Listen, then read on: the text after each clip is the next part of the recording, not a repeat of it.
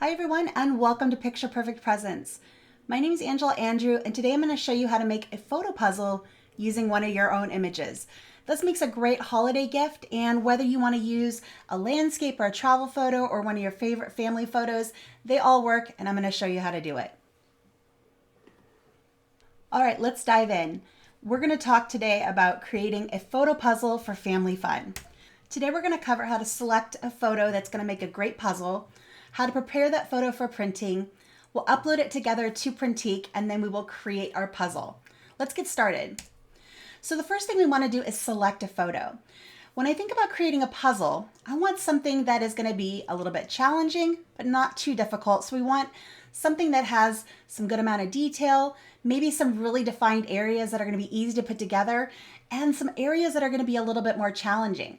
I like a good puzzle, and I'm kind of that person that if it's not at least 500 pieces, well, what's the point? Now, if you're creating something to give to a child, that's a different story. You might want to make something simpler, but keep that in mind as to who you're wanting to gift this to.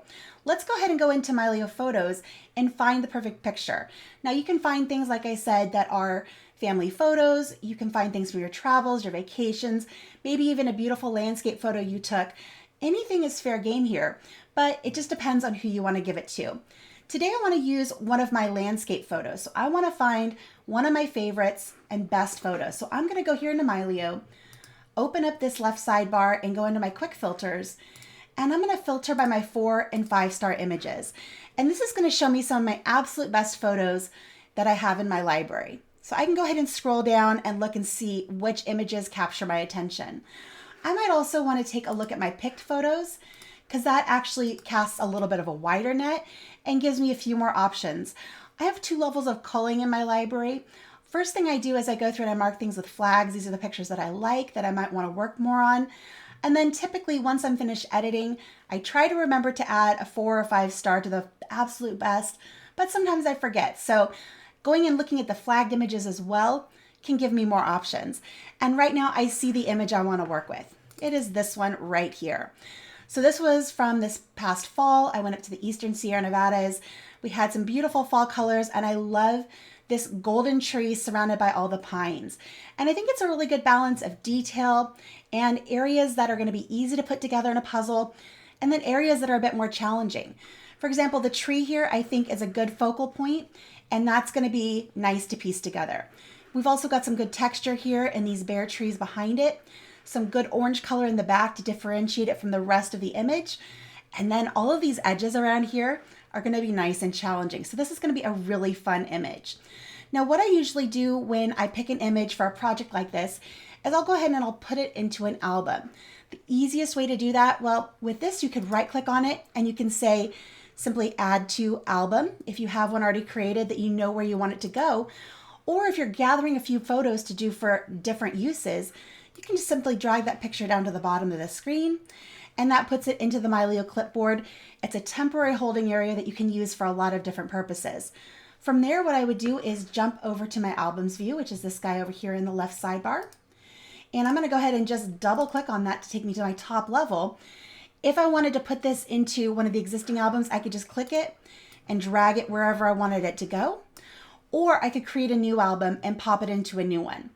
I already have an album set up with this image, so we're going to go ahead and start there. I'm going to clear that clipboard and go into the album that I've already created. So that's here under Printique, and we've got our photo puzzle.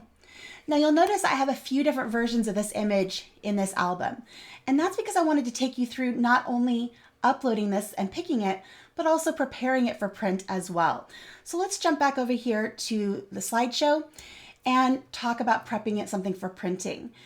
So when you are creating something that you're going to send to a print lab, you're investing a little bit of time, you're investing a little bit of money, and you want to get back something that's really high quality. Now the print lab's going to do a great job, but it really depends on the quality of the image that you send them. So that's why I recommend when you get an image, you might want to do at least a little bit of editing. You can crop that picture in Mylio Photos to make sure that your subject matter is right where you want it. You can also do some creative editing to make sure that that image and the subject matter looks its best. Now, Mylio Photos has some great tools for that. You can go ahead and crop in Mylio. You can do basic edits. If you want to get a little bit more creative, That's where other applications like Luminar Neo come in really handy for fun, creative things. If you have problems to solve, Topaz Photo AI can also be very, very helpful. And that helps with things like upscaling if you don't have enough pixels, sharpening if it's a little bit blurry, taking care of the noise. Maybe you took it in really low light, and when you tried to brighten it up, it got really grainy. Noise reduction can help with that. So there's some other tools out there that you can think about. Let's jump back over here into Mylio, and I want to show you my original image. Now, this is kind of a little bit blah, a bit flat. I did quite a lot of work to get it to this. Now, the way I did that was first I cropped the image in, so I made it a square. And you can do that here in Mylio. Go here to your crop tool, go down here to aspect at the bottom and choose, let's see here, square, there it is. And you can go ahead and position this where you want it and then make this a bit smaller. And I think it's right about there that I cropped this image. And you can go ahead and hit return on your keyboard or click done there at the bottom of the screen. From there, I went and I emphasized a lot of those colors. I made them a little bit more golden. I added a vignette to soften and darken those edges to really bring the interest in the eye to the center of the photo. And you can do some of those things with Mylio Photos. I did my edits with Luminar Neo. So that's how I got this particular look. That could be a tutorial all in itself, but that's how I got from this to this. So let me go ahead and step back another layer here. You'll notice I have two versions of this image. I'm going to go ahead and open up my info panel here on the right, and we're going to take a look at the file size. And not just the number of megabytes of the image, because that's a lot. It's a really high quality file, but because I cropped it, it's down to 2,700 pixels on each side. When I first uploaded this to the Printique site, I actually got an error saying this isn't enough pixels. So I had to upscale this image to make it big enough to print the size of puzzle that I wanted. This is where Topaz Photo AI came in. I was able to take this picture, this one here that's too small, and run it through that AI program, and it doubled the size of the image. So if we take a look at this here, this is now 5,400 pixels. And if we go ahead and zoom in on that, it has great detail. It looks really nice. It looks really natural. And I'm very happy with that. So that's the one we're going to send to Printique. Now let's go ahead and jump back over here to the presentation. So we've prepped our photo for printing. Now we're going to do the upload. So I'm going to go ahead and start by going back over into Mylio. And we're going to go to the share icon here in the right sidebar. And we're going to go down to post and choose Printique. Now, if this is the first time you've posted anything to Printique, you're going to be asked to log in or create an account. Go ahead and do that. Once that's complete, you're going to get to this screen where you can change the file name if you like, and you can choose the gallery where this goes. Now, by default, it's going to put things into a Mylio Photos gallery, but you can also go ahead and create a custom gallery if you prefer. In this instance, I'm going to go ahead and choose Mylio Photos, just put it into that main gallery, and I'm going to choose post. And that's going to go ahead and send this file to Printique so we can go ahead and create our puzzle. So once that's done, then we head over to the Printique website. We'll go ahead and choose to create a puzzle, and I'll walk you through the formatting. So let's go ahead and jump over to my browser. We're here on the Printique website, and you can see all of the different options we have here across the top. We're going to go to GIFs, and we're going to choose photo puzzles. Now we've got two different options here. We have puzzles and children's puzzles. It depends on who your audience is and who you're wanting to give this to. If you're doing a more simple design and you're obviously giving it to a child, you might want to go with the children's puzzles, as they're going to be bigger pieces and easier to put together. If you're giving this to an adult who really likes puzzles and they like the challenge, go ahead and choose the regular puzzles option. And this lets you choose the size that you want, and then we can go ahead and create it. Now, looking at these dimensions, there's only one option here that's square, and because we have a square image, that's the one I'm going to go with. So go ahead and choose the 20 by 20 and choose Create Now. And that's going to be a really fun puzzle. I'm really looking forward to this. All right, so we're here in the puzzle builder, and I'm going to go ahead and click on Printique to choose my image, and I'm going to go down to my Mylio Photos, and there's my image there at the top.